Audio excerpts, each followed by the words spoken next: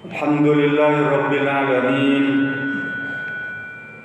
Wassalatu wassalamu ala asyrafil anbiya wal mursalin wa ala alihi wa sahbihi ajma'in. Amma ba'd. Di dalam sebuah hadis yang diriwayatkan oleh Siti Aisyah radhiyallahu anha qalat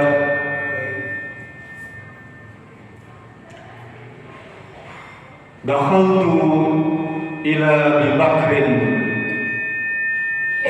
qala laha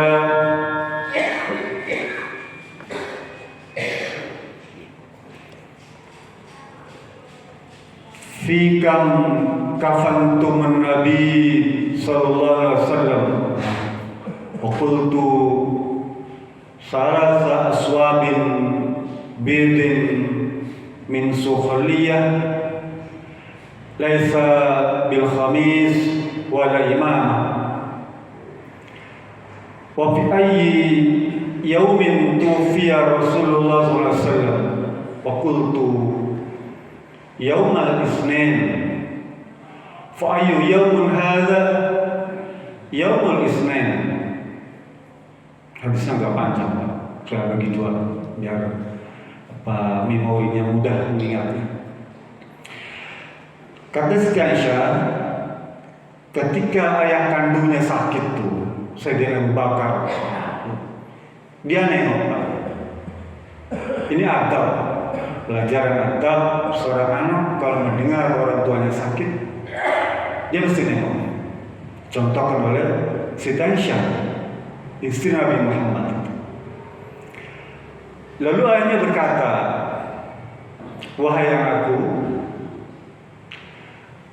ketika Nabi Muhammad SAW wafat,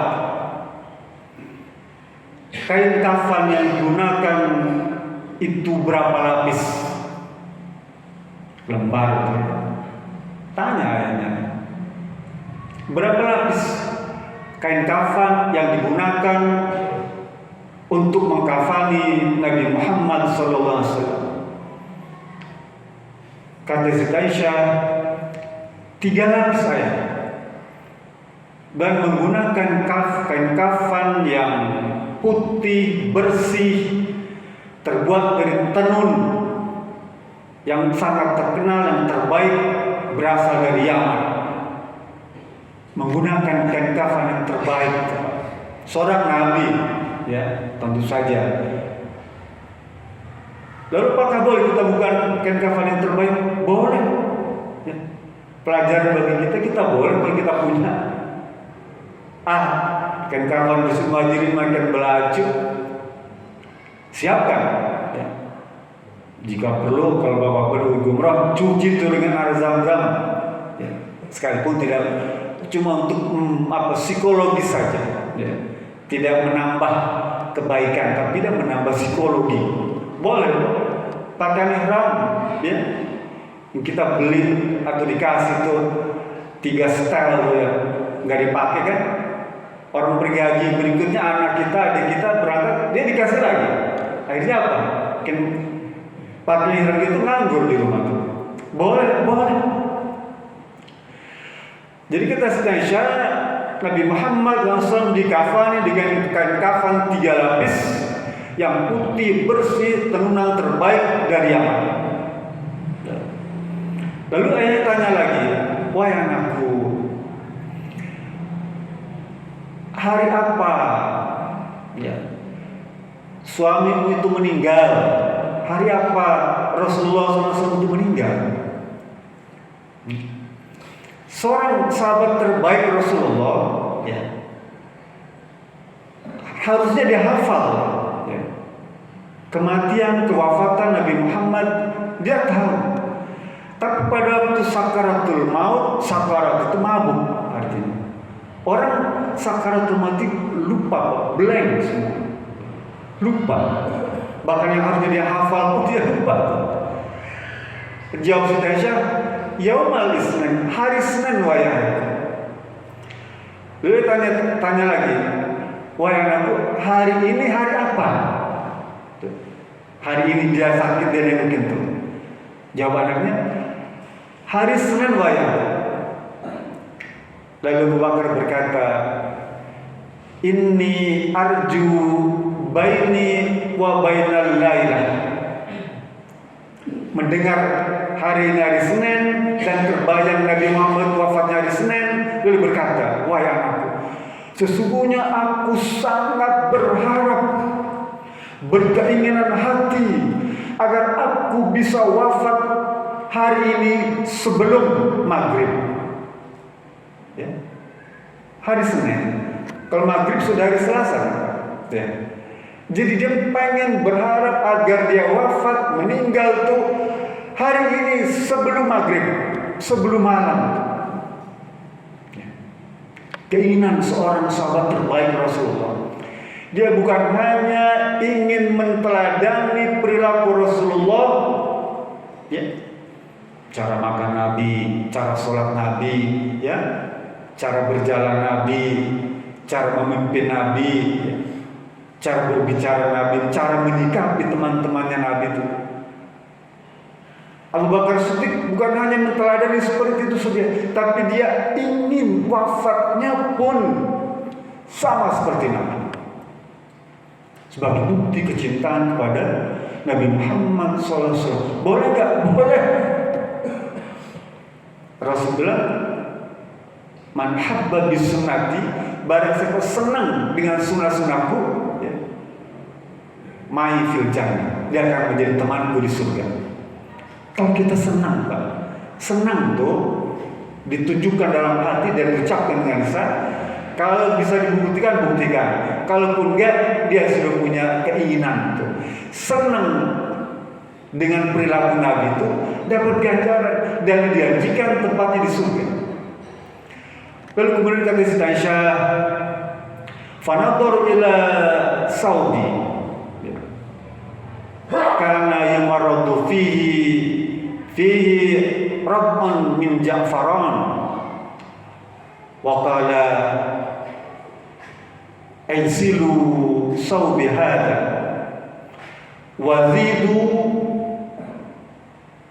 sawbaini yukaffinuni. Wahai anakku, ketika Abu Bakar Siddiq melihat baju yang dipakainya itu, ya, ini orang tua sakit, Pak, tentu kotor pakaiannya itu, Pak, ya, kotor dan banyak bekas minyak Ja'faron, minyak misik. Orang Arab kan senang pakai minyak misik. Dia warnanya kuning, Pak. Kalau baju putih itu kelihatan. Nah, baju Bakar Siddiq menjelang sakaratul maut itu penuh dengan minyak Ja'faron. Lah orang sakit itu pun jarang mandi, Pak. Ya, agar dia tidak bau, maka dibalut dengan atau disemprot dengan minyak Ja'faron itu. Ya, itu juga sunnah. Ta'atur itu sunnah. Jadi kita boleh pakai minyak wangi itu. Untuk apa? Menghilangkan bau ketiak, bau mulut, ya, bau badan, boleh. Lah kata Siti Aisyah, kata Abu Bakar Siddiq, "Igsilu sawbihada ya Aisyah. Nanti tolong ya, kalau kau meninggal, tolong cuci bajuku ini. Cuci bajuku ini, ya. Dan tambahkan 2 lapis lagi, 2 lembar lagi untuk mengkafaniku nanti." Tuh. Artinya 3 lapis, sama seperti Nabi Muhammad SAW, ya.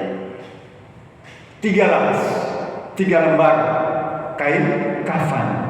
Dan Nabi Muhammad tidak menggunakan khamis, tidak menggunakan pakaian, dan tidak menggunakan imamah sorban.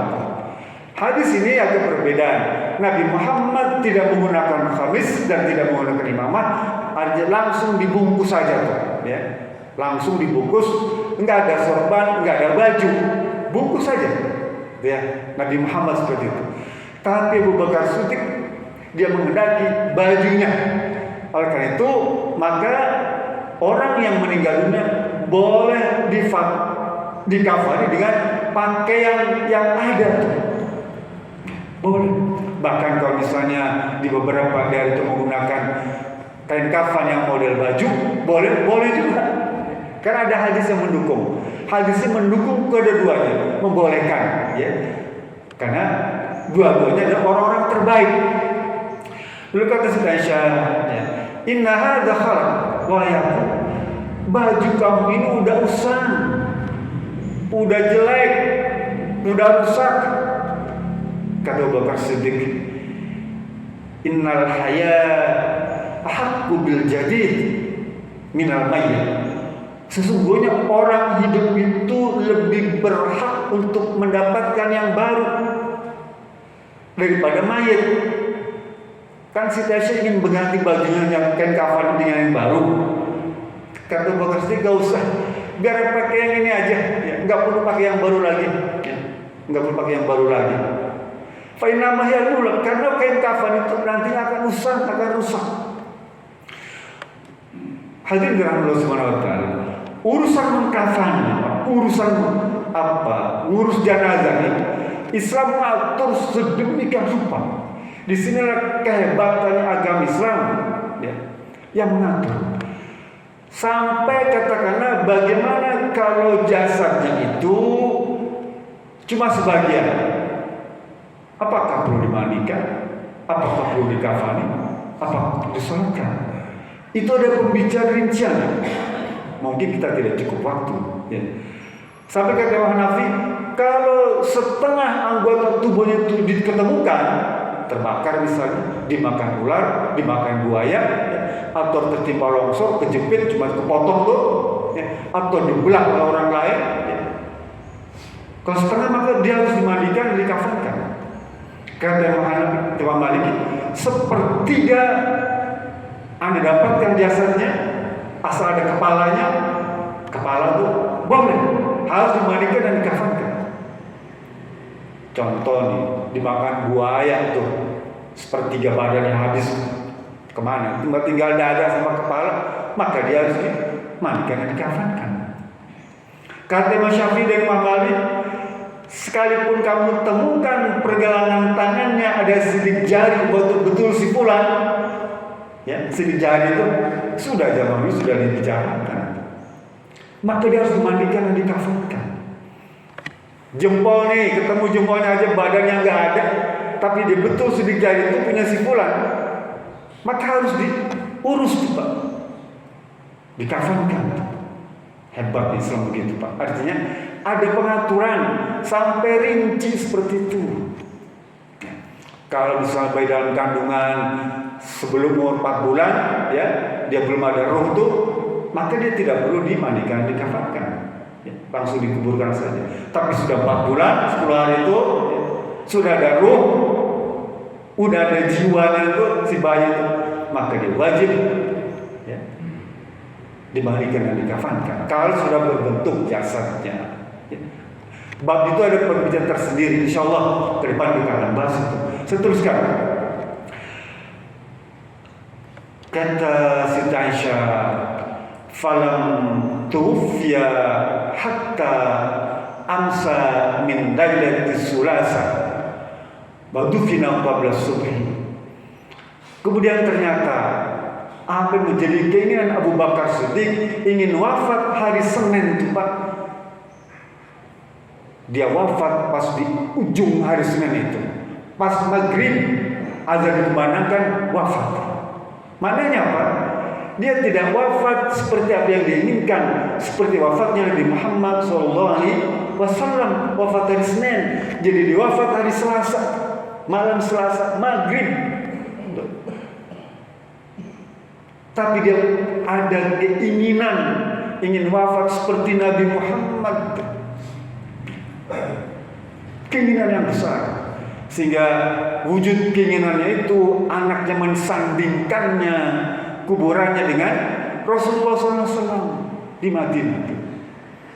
Wafatlah Nabi Sayyidina Abu Bakar Siddiq pada malam itu, dan kata Siti Aisyah, wadufina qabla subhi, lalu para sahabat yang lain memakamkan Abu Bakar Siddiq malam itu juga sebelum subuh. Artinya apa? Ini sunnah Pak. Kalau kita sanggup mengurus jenazah itu secepat-cepatnya, itu jauh lebih baik. ketimbang menunda-nunda sampai besok.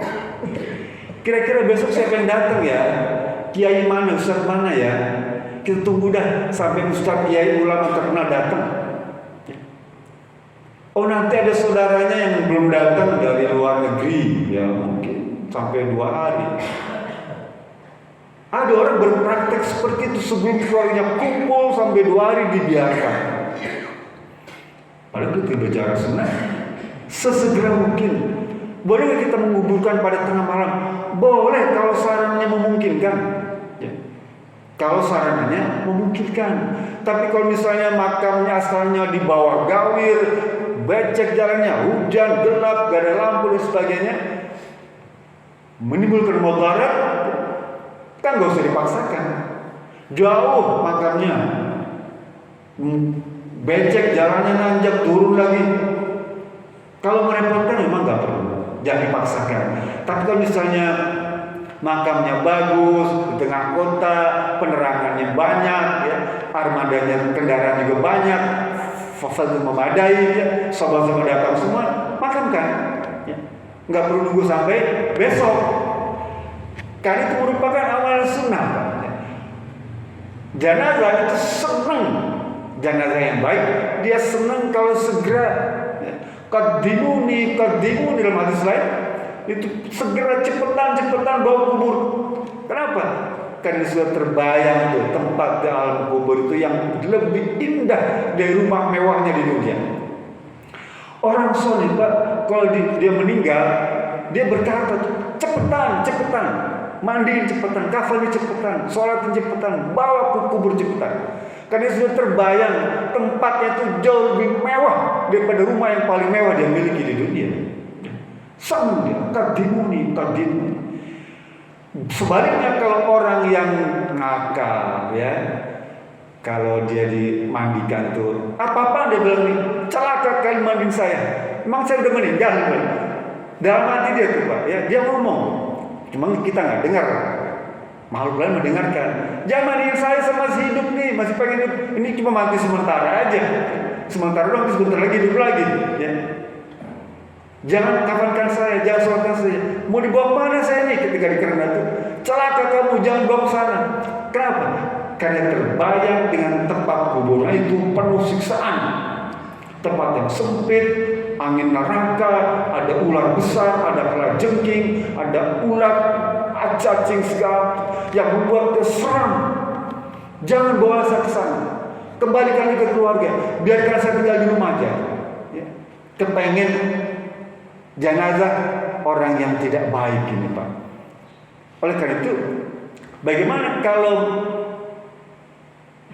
kubur itu agar nampak kita enak tuh, Pak, ya, nyaman tuh. Ya perbanyaklah masalah.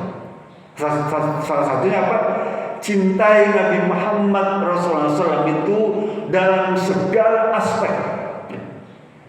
Jangan cuma aspek fisiknya saja, atau jangan cuma aspek yang enak-enak saja. Dia boleh kawin 4, jangan cuma itu, yang lainnya, ya. Pilih yang lainnya itu.